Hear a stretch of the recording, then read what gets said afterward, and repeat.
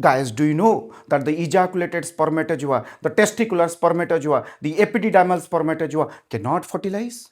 Do you know why? Because they do not have the capacity to fertilize. It's an evolutionary process. In this process, we know that the spermatozoa which are coming from the testes, from the epididymis or from the male body, they cannot fertilize they undergo a number of physiological and biochemical changes inside the female genital tract, and in specific, the oviduct. Why the oviduct? Because the oviduct is having all possible microenvironment which will make the sperm capable of fertilization. That process is known as capacitation. This makes the sperm capable of fertilization, which is characterized by two major events, that is hyperactivation, which is the mechanical form of capacitation, which leads to hypermotility. A progressively motile spermatozoa becomes hyperactive, means it shows flagellar hypermotility along with the bending of the head, jerky movements, letter H set movements, that makes the sperm capable to bypass the hurdles in the oviduct and to go and reach and near the oocyte, it will fuse with the oocyte. That process is known as capacitation. This is characterized by 6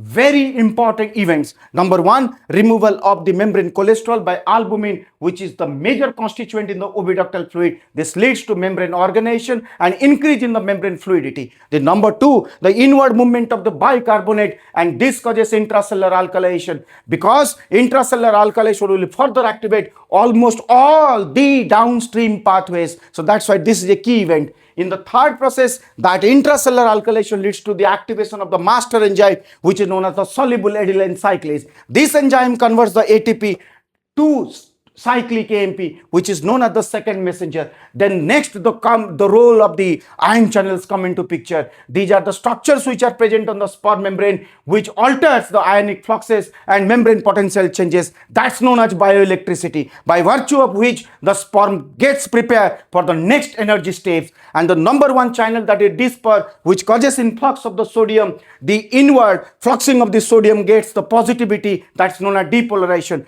followed by the activation of the potassium channels, which causes outward movement of the potassium, and it causes hyperpolarization. This hyperpolarization and depolarization events further activate the sperm specific dynamic channel, that's known as the calcium channel of sperm, CATSPER, by virtue of which a massive influx of the calcium occurs to the flagella.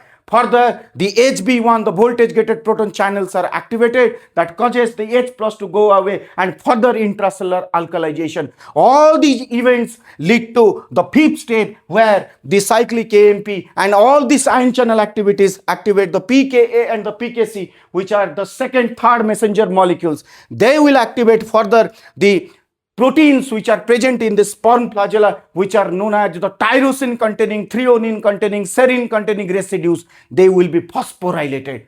What is the consequence? The consequence is what I was saying, the faster jerky movement of the sperm, which was not there. The biosynthetic machinery, the biochemical machinery, the physiological machinery, the morphoanatomical machinery, all are now ready. They are set up to meet the soulmate, that's the oocyte. One of the most dynamic events inside the female body. Without capacitation, there is no mechanical form of hyperactivation or hypermotility. Without capacitation, the sperm may not show acrosome reaction. So the take-home message, the capacitation is that process which makes the sperm non-fertile sperm to the fertile sperm because of these events. For detail of knowledge, core understanding, further understanding into the deep science, please do not forget to visit my YouTube channel, that is Physiology Edu Hub by Dr. Dilip Swain. Thank you so much. Have learning and learning. Thank you.